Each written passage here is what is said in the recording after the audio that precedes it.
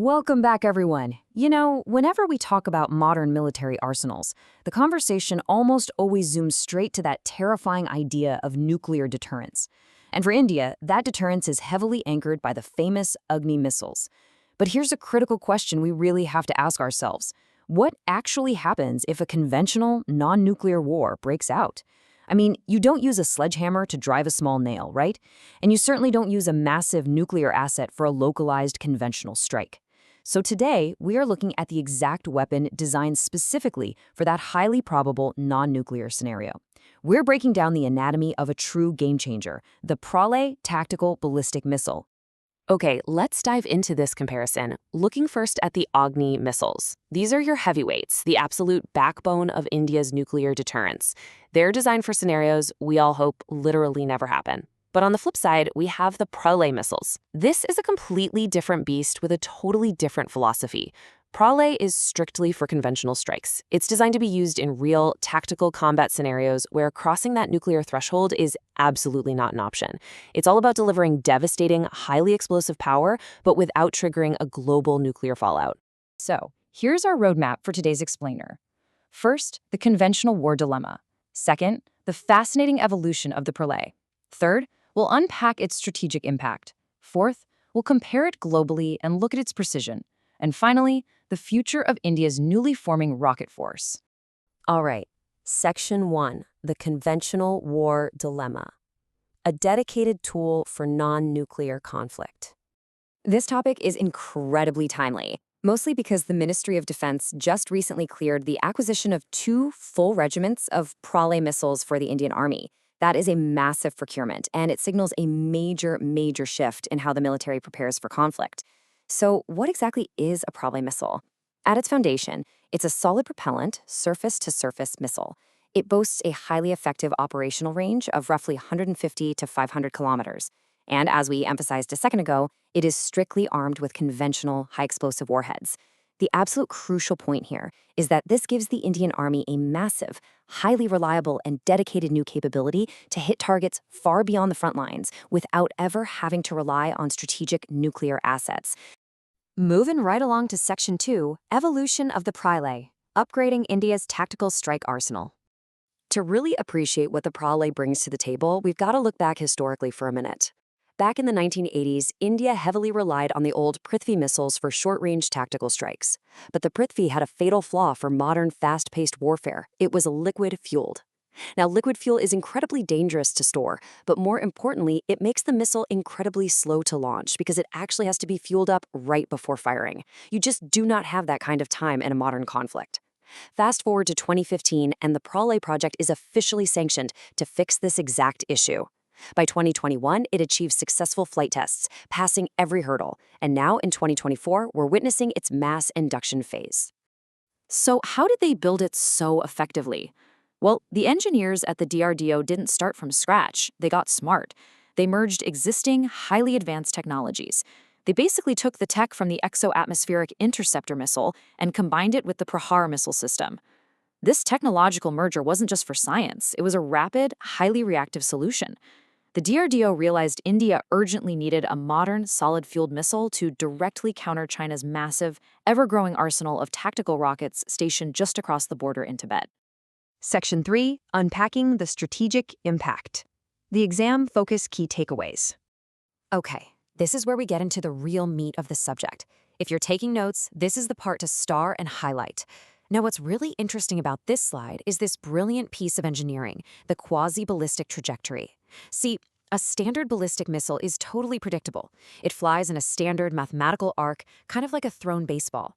Enemy radar can calculate where it's going to land almost immediately. Pralay is entirely different. After reaching a certain altitude, it actually flattens out its flight path and actively maneuvers during mid-flight. This unpredictable quasi-ballistic trajectory is an absolute nightmare for enemy air defense systems. It makes it incredibly difficult for highly advanced systems like, say, the Chinese HQ-9 to track and intercept it.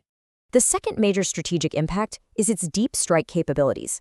Because of that impressive 500-kilometer range, the Indian Army now has the power to reach deep behind enemy lines.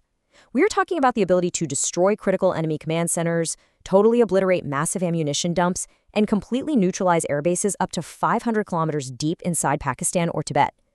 And the real beauty of this system, it achieves all of this devastating infrastructural damage entirely without crossing the nuclear threshold. And the third major takeaway is that Pralay is quite literally the foundation of the new Indian rocket force. The main stakeholders here are the Indian Army's artillery corps. Just think about this monumental upgrade for a second. They are transitioning from firing standard artillery shells that reach maybe 40 kilometers to launching highly sophisticated ballistic missiles that strike with pinpoint accuracy at 500 kilometers. China already has a dedicated branch for this called the PLARF, the People's Liberation Army Rocket Force. The mass induction of Pralay is India's direct counter to the PLARF, giving the military a massive, dedicated, non-nuclear deterrent power. Section 4. Global Peers and Precision. Comparing theater-level ballistic systems. To really understand just how capable the Pralay is, it helps to anchor it globally. Defense analysts heavily compare Pralay to the Russian Iskander missile. The Iskander has been used extensively, and very effectively, I might add, by Russia in the Ukraine war to rapidly destroy Ukrainian infrastructure from super long distances. Pralay basically gives India that exact same tier of theater-level ballistic capability. It's a proven, devastating concept of warfare, now completely indigenously realized for the Indian armed forces. And this brilliantly illustrates the absolute biggest challenge the DRDO faced and ultimately overcame: accuracy. When you fire a conventional warhead 500 kilometers away, it absolutely has to hit the target with pinpoint precision.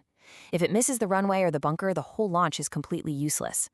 The DRDO engineers had to perfect an incredibly advanced ring laser gyroscope and electromechanical actuators just to guide this thing. The result? A circular error probable, or CEP, of less than 10 meters.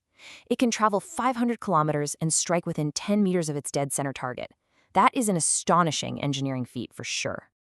Finally, Section 5, Future of the Rocket Force. Tactical mobility on the modern battlefield. So, what is the future outlook for the Army with this brand new weapon in hand? Well, the military is currently integrating these Pralay regiments directly into its offensive strike corps. This completely changes how India plans a conventional war. The biggest tactical advantage on the modern battlefield is mobility, and Pralay is entirely canisterized and highly mobile. Check this out. Step 1. The Army can hide these systems deep in the rugged mountains of Arunachal Pradesh or out in the vast open deserts of Rajasthan. Step 2. Because it uses solid fuel and comes pre-packaged in a canister, when the order is finally given, a devastating conventional strike can be launched in under 10 minutes. No long fueling times, no sitting duck scenarios, just rapid, decisive action. All right, let's summarize and lock this all in with your high-retention memory triggers.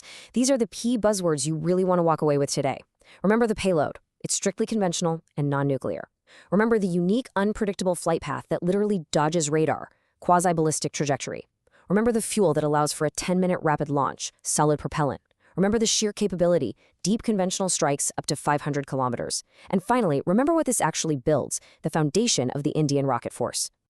I want to leave you with this final, rather provocative thought to ponder. As these Pralay regiments come fully online, how will a dedicated, highly mobile rocket force permanently reshape the balance of power in South Asia? It's a massive shift in military strategy that changes the calculus for literally everyone in the region. That wraps up our explainer on the Pralay tactical missile. Stay tuned because in our next explainer, we're switching gears from long-range infrastructure strikes to taking out enemy armor right on the front lines with the Nag and Helena missiles. You definitely won't want to miss it.